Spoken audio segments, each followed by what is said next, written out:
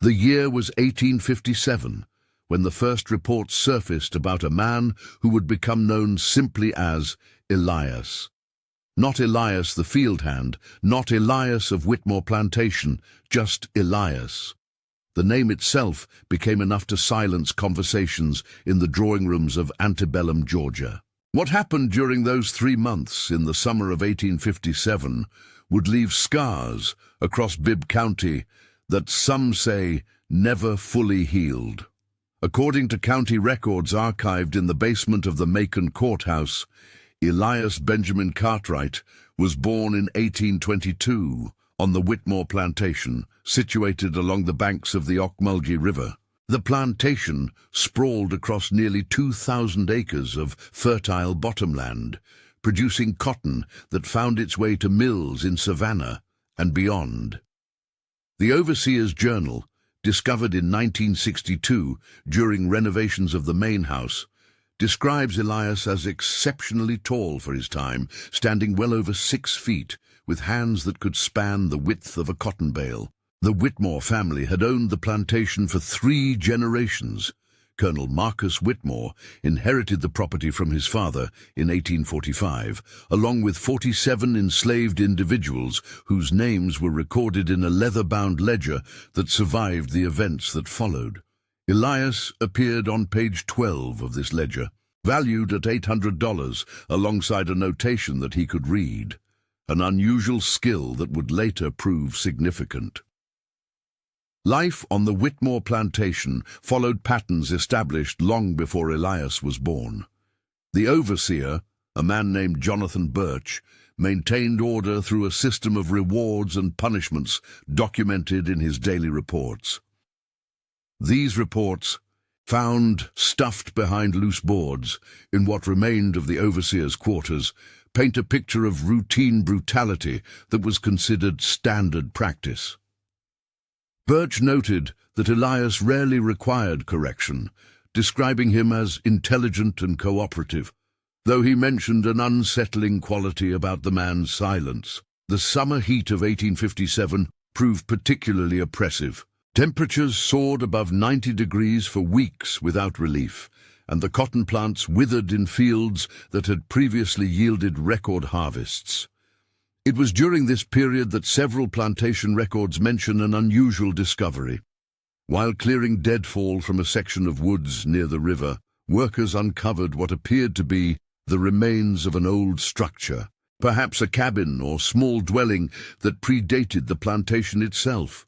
Among the debris, according to a letter written by Colonel Whitmore to his brother in Savannah, they found items that seemed out of place, iron implements that served no clear agricultural purpose, pieces of chain that appeared to have been deliberately broken, and most disturbing, human remains that suggested the presence of people who had never been recorded in any official capacity.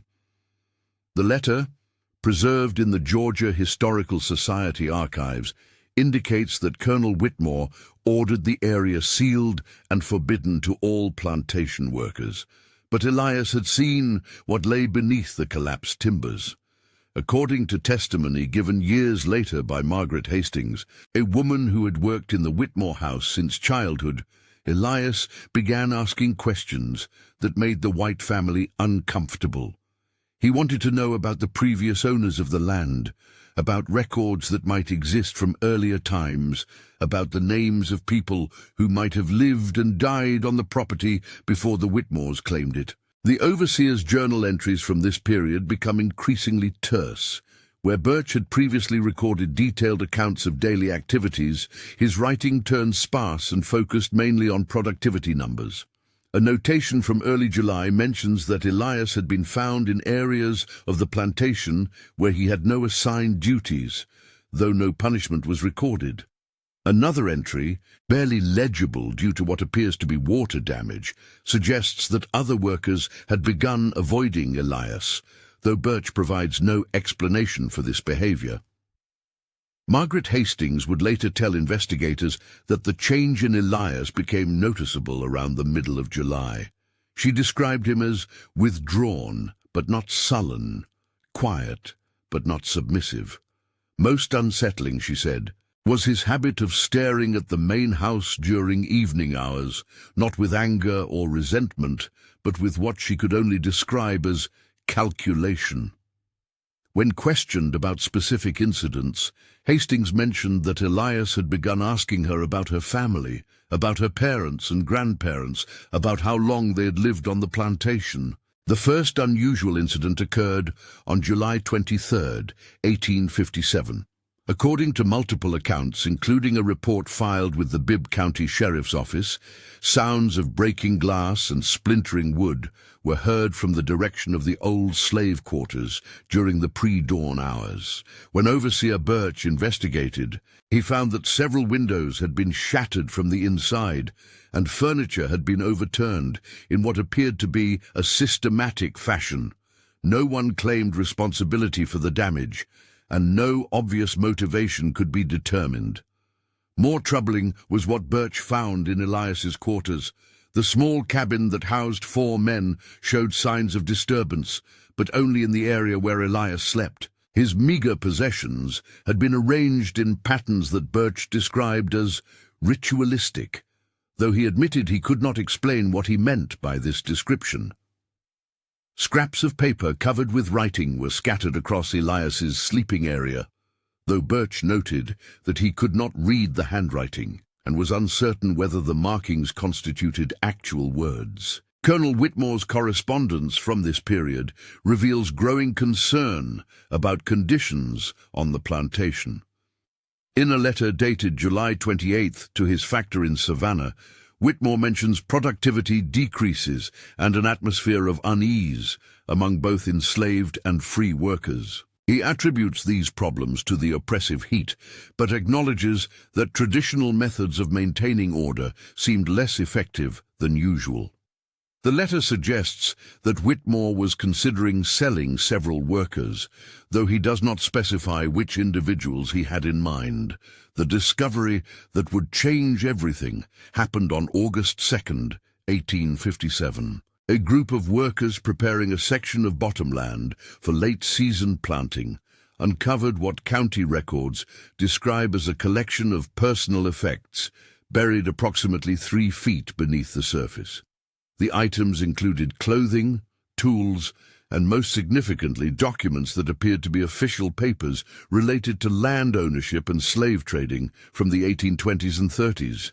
Among these papers, according to a detailed inventory prepared by the county clerk, were bills of sale that listed individuals by name, age, and monetary value.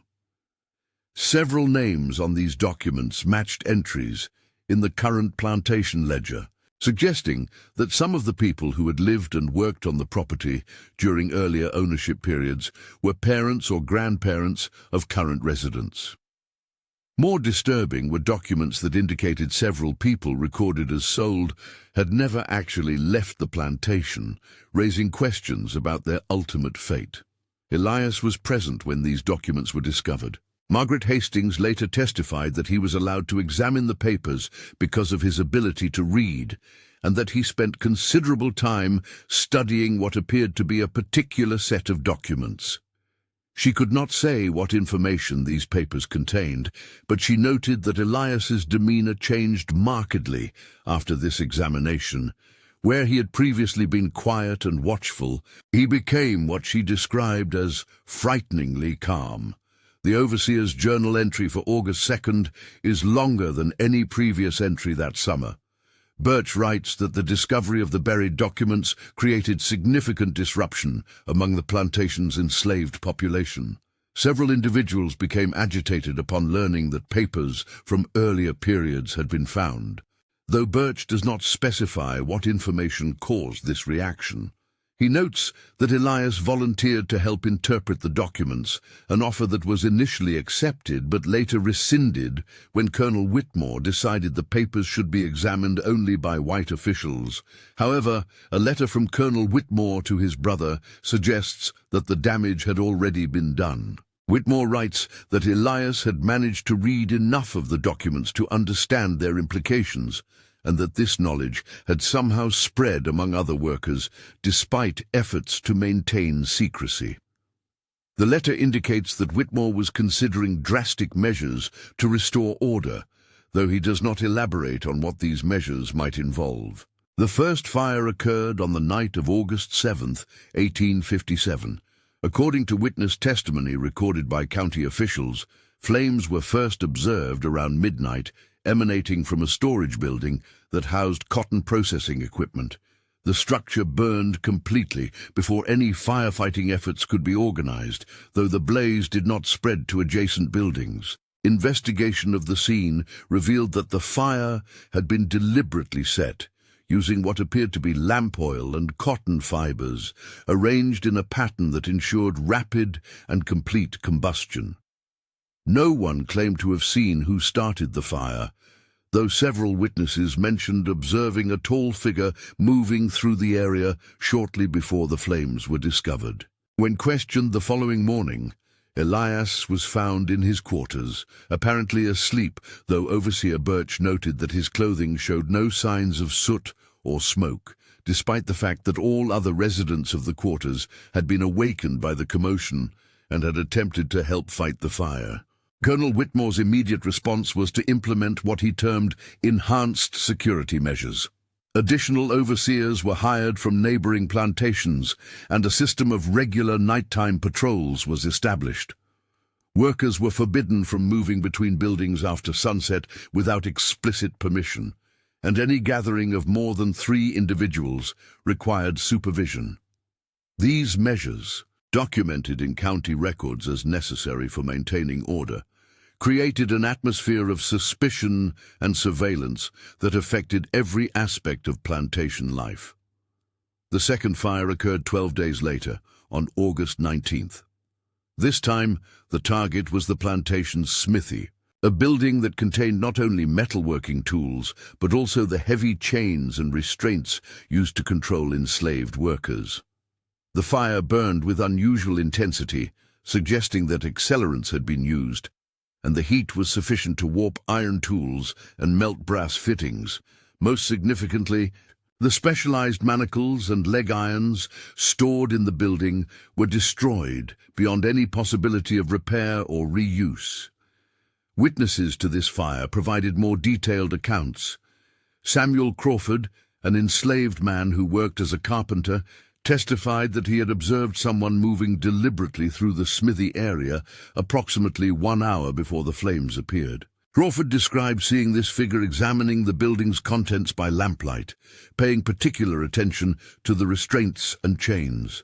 When asked if he could identify the individual, Crawford stated that the person was tall and moved with familiarity through the space, but claimed he could not see the person's face clearly enough to provide positive identification. The destruction of the restraints created immediate practical problems for plantation management. Without the ability to physically restrain workers who violated rules or attempted to escape, Colonel Whitmore found himself dependent on cooperation that could no longer be enforced through traditional means. Letters from this period reveal his growing frustration with what he perceived as a breakdown in the natural order that had previously governed plantation life. More troubling were reports of conversations taking place among enslaved workers that touched on subjects previously considered dangerous to discuss. Margaret Hastings testified that she overheard planning sessions in which individuals debated the possibility of leaving the plantation without permission, discussions that would have been unthinkable before the fires began. The destruction of the restraints had created a psychological shift that extended far beyond the practical implications of the missing equipment. Elias continued to maintain his routine during this period, though observers noted changes in his behavior that suggested careful preparation for some future action.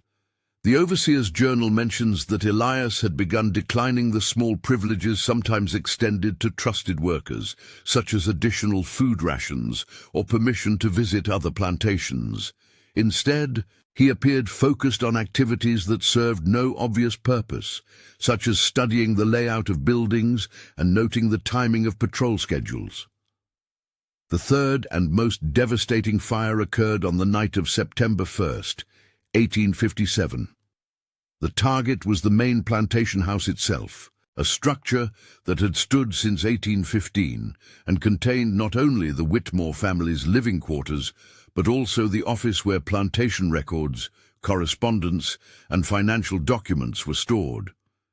The fire began in multiple locations simultaneously, suggesting coordination and advanced planning that exceeded anything seen in the previous incidents. Colonel Whitmore and his family escaped the blaze, but the house burned to its foundation, taking with it decades of records that documented the plantation's operations and the lives of everyone who had lived and worked on the property. The loss of these documents meant that evidence of land ownership, financial transactions, and personal histories was destroyed, creating a void that would complicate any future legal or historical investigation of events at the plantation. Witnesses described seeing a figure standing at the edge of the tree line while the house burned, apparently observing the destruction without attempting to help or flee. Multiple individuals identified this figure as Elias, though when authorities searched for him the following morning, they found his quarters empty. The other residents of his cabin claimed to have no knowledge of his whereabouts, and a search of the plantation grounds revealed no trace of where he might have gone. Among the few items recovered from the burned house was a partially destroyed letter that Colonel Whitmore had apparently been writing to his brother. The surviving fragments, preserved in county archives, include references to the discovered documents and suggestions that the fires were connected to information revealed in those papers. The letter mentions specific names and dates, though most of this information was too damaged by fire and water to be clearly legible. The investigation that followed focused initially on recapturing Elias and determining his role in the fires. County authorities organized search parties that covered the surrounding countryside, but no trace of him was found, despite rewards offered for information leading to his capture. Neighboring plantations were alerted to watch for a man matching his description, but no reliable sightings were reported during the weeks immediately following his disappearance. More puzzling were reports that began filtering in from other areas of Georgia during the autumn of 1857. Several plantations in counties as far away as Burke and Jefferson reported incidents of fire, theft, or unexplained damage to property during the months following the destruction at Whitmore Plantation. While no direct connection could be proven, the pattern of incidents suggested the work of someone with detailed knowledge of plantation operations and the ability to move undetected across considerable distances.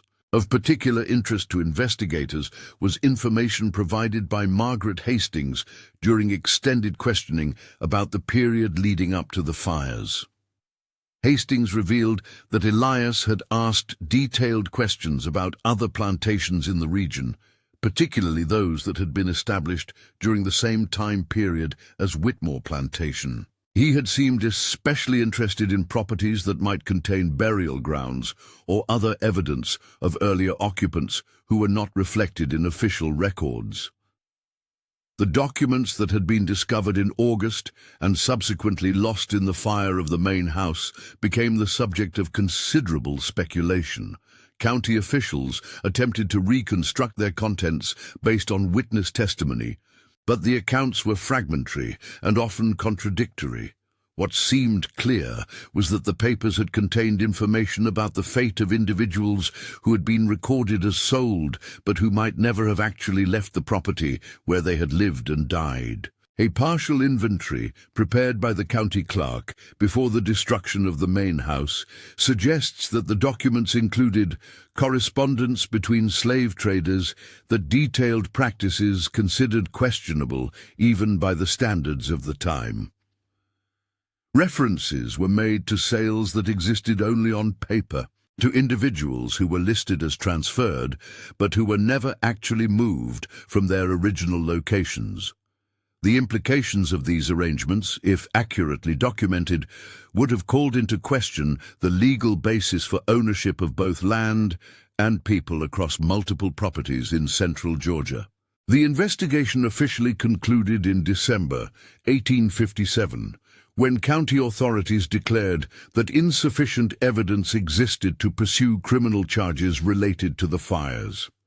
This conclusion was reached despite the testimony of multiple witnesses and the obvious pattern of deliberate destruction that had occurred over the course of nearly a month. The decision to close the case was influenced by practical considerations, including the difficulty of locating the primary suspect and the destruction of most physical evidence in the fire that consumed the main house. Colonel Whitmore attempted to rebuild his operations on a reduced scale, but the combination of financial losses from the fires and the disruption to his workforce made this effort unsuccessful. In 1858, he sold what remained of the plantation to a consortium of investors from Savannah and relocated his family to South Carolina. The new owners attempted to restore productivity, but they found that many of the enslaved workers who had not fled during the chaos of the previous year were unwilling or unable to return to previous levels of efficiency. The property changed hands several more times during the 1860s and 70s, but none of the subsequent owners achieved the level of productivity that had characterized the plantation during its earlier periods. Local residents attributed this decline to various factors, including soil depletion and economic disruption caused by the Civil War, but some maintained that the events of 1857 had left a permanent mark on the land that made normal agricultural operations impossible. During the 1890s, when the property was being surveyed for possible sale to a timber company, workers discovered additional evidence of the earlier burial sites that had first been uncovered in 1857. The remains of at least 12 individuals were found in unmarked graves scattered across several acres of what had once been considered unused woodland. The condition and positioning of these remains suggested that they represented people who had died over an extended period of time, possibly spanning several decades. More disturbing was the discovery of personal effects buried alongside these remains. Items including clothing, tools, and what appeared to be personal documents suggested that these individuals had been interred with more care and consideration than would have been typical for enslaved people during the antebellum period. The presence of these carefully preserved burial sites raised questions about who had been responsible for these interments and why they had been hidden from official knowledge. Local historians who examined the site during the 1890s noted that the positioning of the graves suggested deliberate planning and ongoing maintenance over an extended period. Someone had been tending these burial sites, adding new graves as needed and maintaining the existing ones in a manner that showed respect and remembrance. The identity of the person or persons responsible for this maintenance remained a mystery, as did the question of how such activities could have been conducted without the knowledge of successive property owners. The timber company that eventually purchased the property reported several incidents during their logging operations that workers found unsettling. Equipment was found, moved from where it had been left the previous evening. Marked trees were discovered unmarked, and tools disappeared only to reappear in locations where they had not been placed. While these incidents could be explained as pranks or theft, their consistent pattern and the apparent knowledge required to carry them out suggested the work of someone familiar with both the property and the logging operation. Workers also reported observing someone moving through the forested areas of the property during evening hours, though attempts to approach or communicate with this individual were unsuccessful. Descriptions provided by various witnesses were consistent in noting unusual height and apparent familiarity with the terrain, but no clear identification was ever achieved. The logging supervisor eventually assigned workers to patrol the property during off hours, but these patrols failed to encounter anyone who could be questioned about the mysterious activities. The logging operations ceased in 1898 when the company determined that continued incidents of sabotage and equipment problems made the project economically unviable. The property was sold again, this time to a group of investors who planned to develop it for residential use. However, these development plans were abandoned after surveyors reported discovering additional burial sites and evidence of structures that did not appear on any official maps or records of the property. By the early 1900s, the property had acquired a reputation among local residents that made it difficult to sell or develop. Stories circulated about the events of 1857 and their connection to ongoing mysterious activities on the land. While these stories varied in their details, they consistently featured references to someone who continued to live on or regularly visit the property, despite the absence of any legal residence or official permission to be there. A detailed study of the property was conducted in 1943 by researchers from the University of Georgia who were investigating historical sites related to slavery and plantation agriculture. Their work revealed the extent of the burial sites and provided the first systematic documentation of the evidence suggesting that significant events had occurred on the property that were not reflected in official historical records. The researchers' report, filed with the university but never published, concluded that the property contained evidence of activities and events that contradicted the official narrative of plantation operations during the antebellum period. The careful maintenance of burial sites, the presence of hidden structures, and the destruction of official records suggested what the researchers termed systematic resistance that had been conducted over an extended period by individuals with intimate knowledge of plantation operations and sufficient skill to avoid detection. Most significantly, the researchers found evidence that suggested ongoing habitation of the property by someone who had managed to remain undetected for decades. Temporary shelters, food storage areas, and what appeared to be carefully concealed routes through the forested sections of the property indicated the presence of someone who understood how to live off the land without attracting attention from successive property owners or local authorities. The research team attempted to locate this individual through systematic observation and by establishing a camp on the property for several weeks during the summer of 1943. They observed signs of recent activity, including evidence that someone had been monitoring their presence and movements, but they were unable to establish direct contact despite leaving messages and supplies in locations where they believed they might be found. In their final report, the researchers speculated that the individual living on the property might be connected to the events of 1857, though they acknowledged that this conclusion required accepting that someone could have survived undetected in the area for nearly 90 years.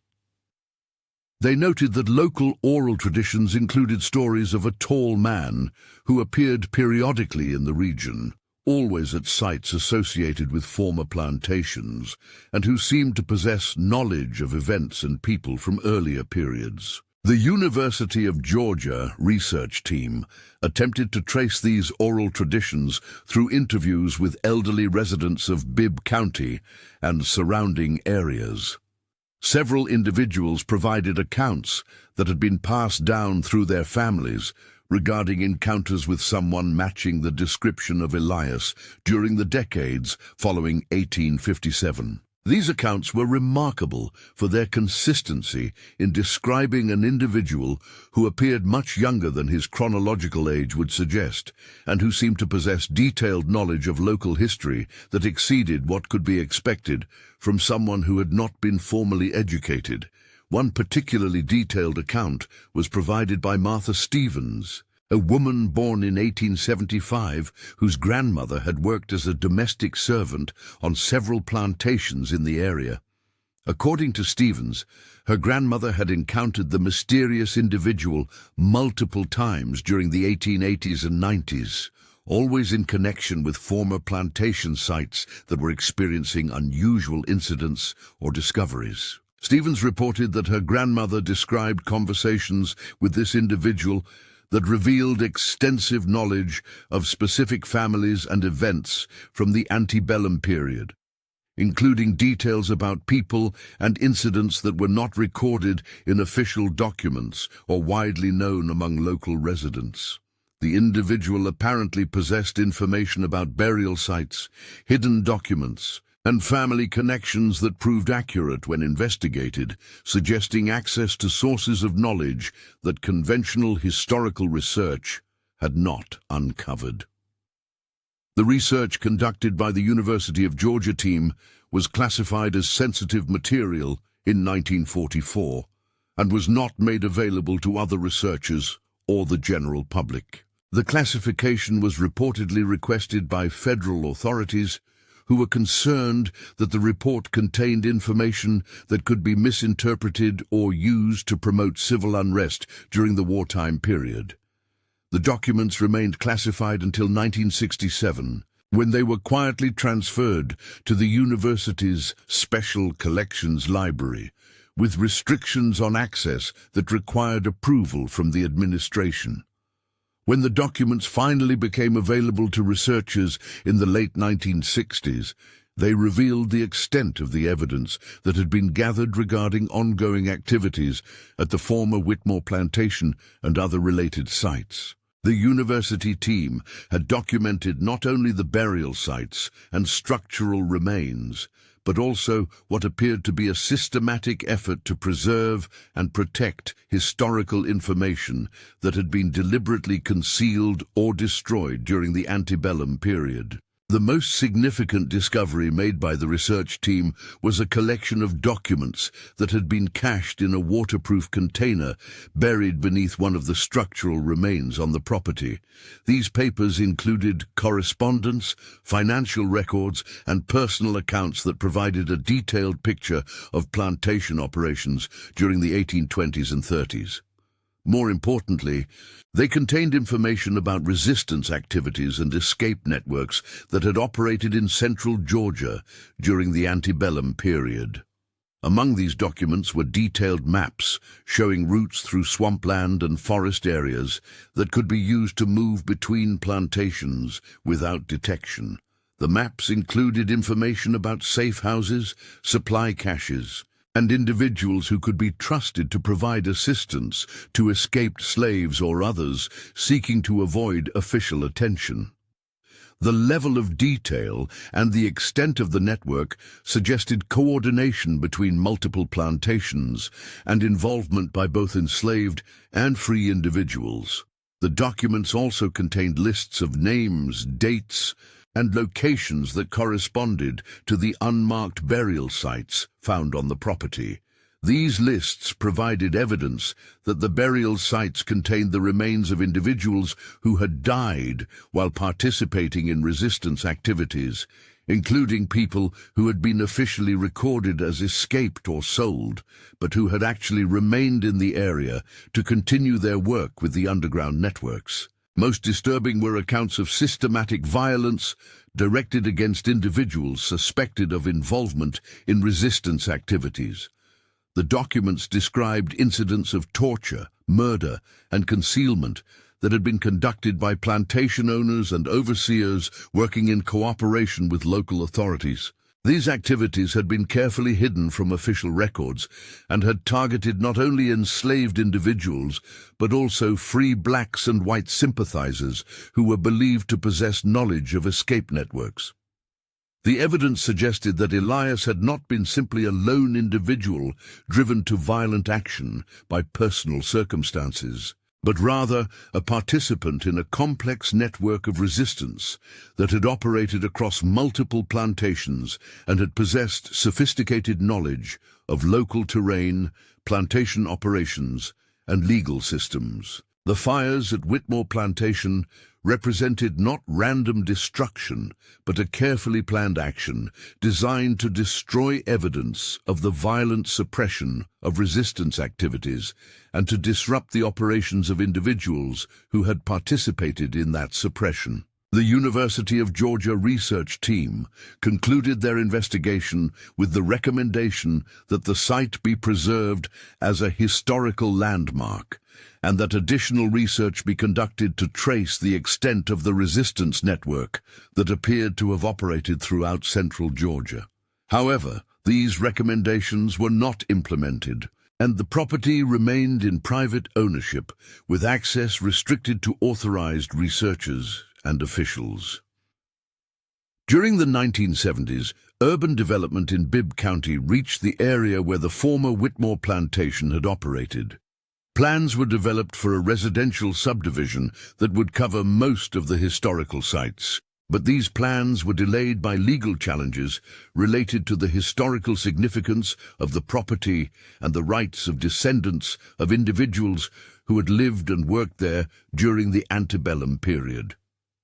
The legal proceedings revealed the extent of the documentation that had been preserved regarding the plantation's operations and the events of 1857. Descendants of enslaved families presented evidence that their ancestors had maintained oral traditions regarding the burial sites and resistance activities, and they argued for the right to have these sites properly preserved and commemorated. Property developers countered that insufficient evidence existed to establish the historical significance of specific locations on the property.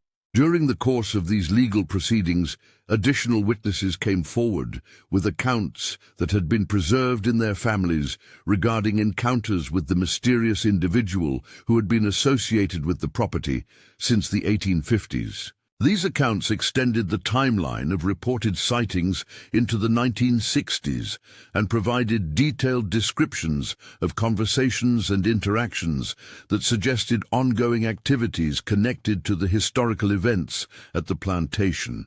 The most compelling testimony was provided by James Morrison, a man who had worked as a surveyor in the area during the 1950s. And who reported multiple encounters with someone who demonstrated extensive knowledge of property boundaries, underground features, and historical events. Morrison testified that this individual had provided accurate information about the locations of burial sites and structural remains that had not been documented in official surveys, and that he had warned Morrison away from certain areas where subsequent investigation revealed unstable ground conditions. Morrison's testimony included detailed descriptions of conversations in which the individual had displayed knowledge of specific families, dates, and events from the antebellum period that could not have been acquired through normal historical research or education. The individual had apparently possessed information about property ownership, family relationships, and business transactions that was later confirmed through archival research, but that was not available in published sources or commonly known among local residents. The legal proceedings were resolved in 1976 through a settlement that established a historical preserve covering approximately 50 acres of the original plantation site. The preserve included the documented burial sites and structural remains, and access was limited to approved researchers and descendants of families who could demonstrate historical connections to the property. Development was permitted on the remainder of the land, but with restrictions designed to protect any additional historical sites that might be discovered during construction. The historical preserve operated under the supervision of the Georgia Historical Society until 1984, when budget constraints forced a reduction in staffing and maintenance activities. During this period, several incidents occurred that suggested ongoing unauthorized activities on the property, including the discovery of recently disturbed earth at burial sites and evidence that someone had been conducting systematic searches of areas that had not been previously excavated by official investigators. Security measures were implemented to prevent unauthorized access to the preserve, but these measures proved ineffective against someone who appeared to possess intimate knowledge of the property and the ability to move through the area without detection. Motion sensors and surveillance cameras installed in 1985 recorded multiple instances of unauthorized presence on the property, but the recording showed only shadowy figures moving through heavily forested areas and provided insufficient detail for identification. The final documented sighting occurred in 1989, when a graduate student conducting research on the property for a dissertation on antebellum plantation agriculture reported a prolonged encounter with someone who provided detailed information about the historical significance of specific locations on the site. The student, Rebecca Martinez, described a conversation that lasted several hours and included information about the resistance network, the events of 1857, and the ongoing efforts to preserve and protect historical evidence. Martinez reported that the individual appeared to be elderly, but moved with surprising agility and demonstrated familiarity with every aspect of the property's terrain and history. The conversation included references to documents and evidence that had not been uncovered by previous researchers, and the individual provided specific directions to locations where additional material could be found. When Martinez attempted to follow up on this information, she discovered several items that proved to be authentic historical artifacts from the antebellum period. The individual also provided Martinez with what appeared to be a personal account of the events of 1857. Including details about the planning and execution of the fires and the reasons why these actions had been necessary to prevent the continued suppression of information about resistance activities and the violent treatment of people who had attempted to escape or assist others in escaping from slavery. According to Martinez's report, the individual claimed to have been personally present during the events of 1857, and to have continued working to preserve and protect historical evidence related to the resistance network and its participants. The individual expressed satisfaction that official recognition had finally been given to the historical significance of the site, but also indicated that additional work remained to be done to ensure that the full story of what had occurred would be preserved and understood by future generations. Martinez attempted to arrange follow-up meetings with the individual, but these efforts were unsuccessful despite her continued presence on the property for several additional weeks. She left written messages and supplies at locations where she believed they might be found, but received no further contact despite clear evidence that her messages had been discovered and her supplies had been taken. The Martinez encounter was the last reliably documented sighting of the mysterious individual associated with the former Whitmore plantation site. Subsequent researchers and visitors to the historical preserve reported occasional signs of unauthorized presence, but no further direct contact was established. The preserve continued to operate on a limited basis until 1997, when it was transferred to the National Park Service as part of a program to preserve sites related to slavery and resistance activities. Under federal management, the preserve received increased resources for research and interpretation, and systematic archaeological investigation was conducted to document the full extent of the burial sites and structural remains. This work revealed additional evidence of the complex network of resistance activities that had operated in the area. But it also confirmed that many questions about specific events and individuals would likely remain unanswered due to the deliberate destruction and concealment of evidence that had occurred during the antebellum period. The archaeological work also revealed that someone had been conducting careful maintenance and protection of the historical sites over an extended period, well beyond what could be explained by official preservation efforts. Burial sites showed evidence of ongoing care and respect. Structural remains had been stabilized to prevent further deterioration, and artifacts had been preserved in conditions that prevented damage from weather and natural decay.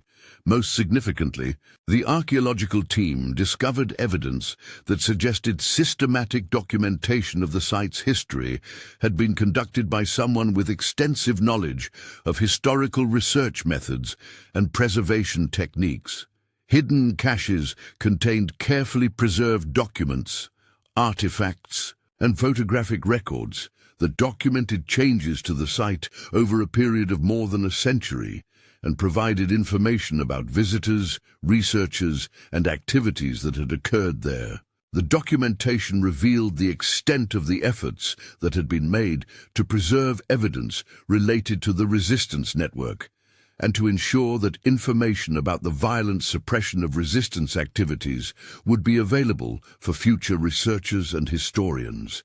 The materials included detailed maps, genealogical records, and personal accounts that provided a comprehensive picture of plantation operations and resistance activities that had not been available through conventional historical sources.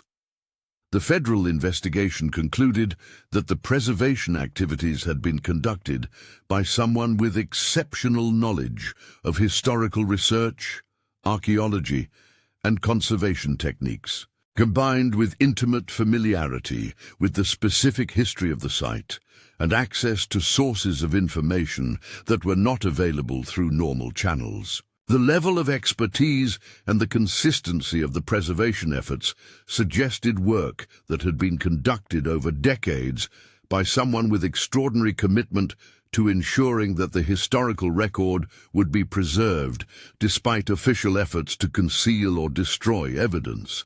Today, the former Whitmore Plantation site operates as the Elias Benjamin Cartwright Historical Preserve, named in recognition of the individual whose actions in 1857 brought attention to the resistance activities and violent suppression that had characterized plantation operations in antebellum Georgia. The preserve serves as both a memorial to the individuals who lost their lives while participating in resistance activities and a research center for scholars studying slavery, resistance, and the complexities of historical documentation. Visitors to the preserve can view the documented burial sites, explore reconstructed portions of the resistance network routes, and examine artifacts and documents that provide insight into both the daily life of enslaved individuals and their efforts to resist the conditions of their enslavement. Educational programs focus on the sophisticated nature of resistance activities and the courage required to participate in networks that provided assistance to individuals seeking freedom. The preserve also serves as a reminder of the ongoing challenges involved in historical research when official records have been deliberately destroyed or concealed, and when oral traditions provide the primary sources of information about significant events and individuals. The case of Elias and the events of 1857 illustrate both the importance of resistance activities in the antebellum South and the difficulties faced by historians attempting to document and understand these activities based on fragmentary and often deliberately obscured evidence. Recent research conducted at the preserve has focused on tracing connections between the Central Georgia Resistance Network and similar activities in other regions, using the documents and evidence preserved at the site to identify patterns and relationships that extend across broader geographical areas. This work has revealed that the resistance activities documented at the former Whitmore Plantation were part of a much larger network that operated throughout the southeastern United States and included sophisticated systems for communication, supply, and coordination between widely separated locations. The research has also confirmed that the preservation and protection of historical evidence at the site continued well into the 20th century, conducted by someone who possessed not only intimate knowledge of the specific events that had occurred there, but also understanding of the broader historical significance of these events and their connections to resistance activities in other locations and time periods. Whether this individual was actually Elias, who would have been well over 100 years old by the time of the most recent documented sightings, or whether the preservation activities were conducted by descendants or associates who had inherited both knowledge and responsibility for maintaining the site, remains a matter of speculation among researchers and historians who study the preserve and its history. What seems certain is that the events of 1857 at the Whitmore Plantation represented not an isolated incident of individual violence, but rather a carefully planned action that was part of a sustained campaign of resistance against the institution of slavery and the violence used to maintain it. The fires that destroyed plantation buildings and records were designed to eliminate evidence of the systematic suppression of resistance activities and to disrupt the operations of individuals who had participated in that suppression. The story of Elias and the preservation of evidence related to his actions and their historical context serves as a reminder of the complexity of resistance to slavery and the sophisticated nature of the networks that provided support for these activities. It also illustrates the challenges faced by individuals and communities seeking to preserve historical memory when official institutions have attempted to suppress or distort the historical record. The former Whitmore Plantation site continues to reveal new information about resistance activities and their historical significance as research techniques improve and as additional sources of information become available. The preserve serves not only as a memorial to individuals who sacrificed their lives in the struggle against slavery, but also as a research facility that contributes to ongoing efforts to understand and document the full complexity of resistance activities during the antebellum period.